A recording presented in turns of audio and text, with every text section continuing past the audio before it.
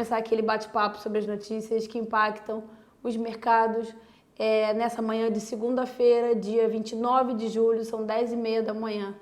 É noticiário bem fraco nessa manhã de segunda-feira. O compasso de espera todo é sobre as decisões de política monetária nos Estados Unidos e no Brasil, na quarta-feira, os dois. É claro que em nível global, a decisão dos Estados Unidos, a nossa expectativa é de um corte de 25 pontos nos Estados Unidos, e em nível local, doméstico, sobre a decisão no Brasil, onde a gente espera um corte de 50 pontos. Bem, sobre as notícias dessa manhã, mesmo com o Congresso em recesso, as notícias políticas, sem dúvida nenhuma, elas dão uma diminuída, mas elas não param por completo. Então, nessa manhã, a gente destaca algumas notícias sobre um trabalho de reaproximação entre o Guedes e o Rodrigo Maia, feito por alguns auxiliares do presidente Jair Bolsonaro. Lembrar que quando saiu aquela versão da comissão especial sobre a versão da reforma da Previdência vinda da comissão especial, o Guedes ele foi à imprensa e foi um pouco crítico sobre o formato, né? O Rodrigo Maia ele respondeu à altura e aí a relação ficou um pouco estremecida. Acho que não precisa nem falar sobre a importância de que tanto o ministro da Economia como o presidente da Câmara estejam alinhados na agenda do Brasil. E aí é óbvio que essa reaproximação é super bem vista. Segundo esses jornais, o Guedes não faria oposição alguma ao protagonismo do Rodrigo Maia na Câmara, que a gente vem vendo que tem sido bastante forte, só que ele só seria cético sobre a instalação de uma reforma tributária que incluiria impostos estaduais também. Lembrar que o tema da agenda tributária é super relevante, né? A gente tem aí 3 propostas, né? Uma proposta tramitando no Senado, outra na Câmara, ainda tem a do governo que está em fase de finalização e saiu também uma notícia essa manhã que cálculos feitos pelos economistas José Roberto Afonso e Kleber de Castro apontam que a carga tributária do país subiu 35% do PIB em 2018. Ou seja, a carga tributária chegou a 35% do PIB em 2018. Isso é o maior salto em 17 anos.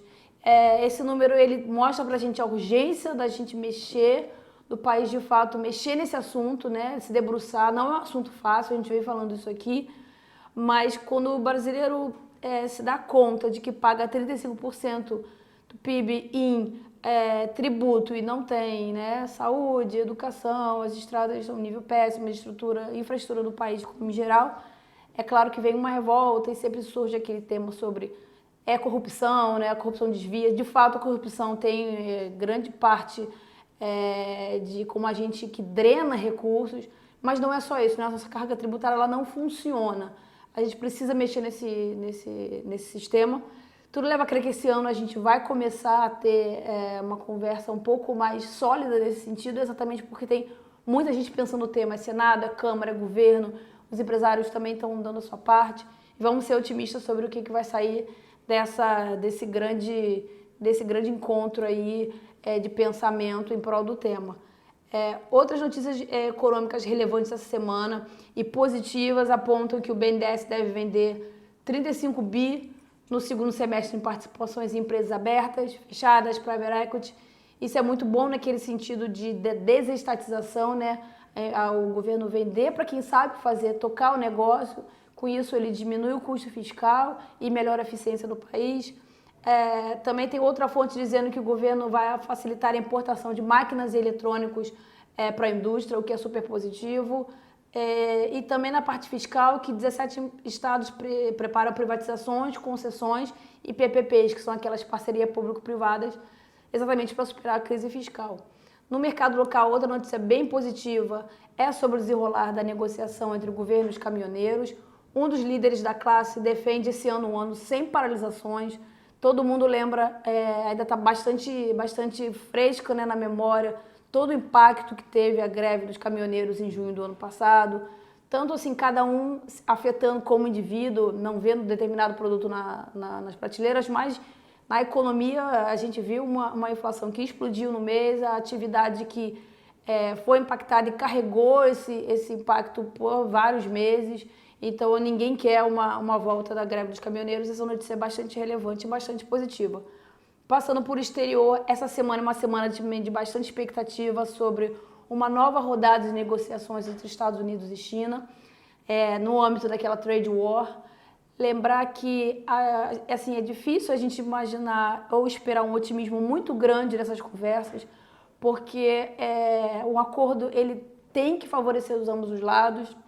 Cada lado, o chinês e o americano, tem as suas especificidades, né? Claro que todo mundo quer sair ganhando. Chegar a um denominador comum é difícil, mas a China já ampliou a compra de soja dos Estados Unidos, o que é uma sinalização positiva, e a gente aguarda com eu acho que um otimismo cauteloso, alguma notícia sobre o encontro. O desenrolar é esperado entre amanhã, terça-feira, e quarta, em Xangai.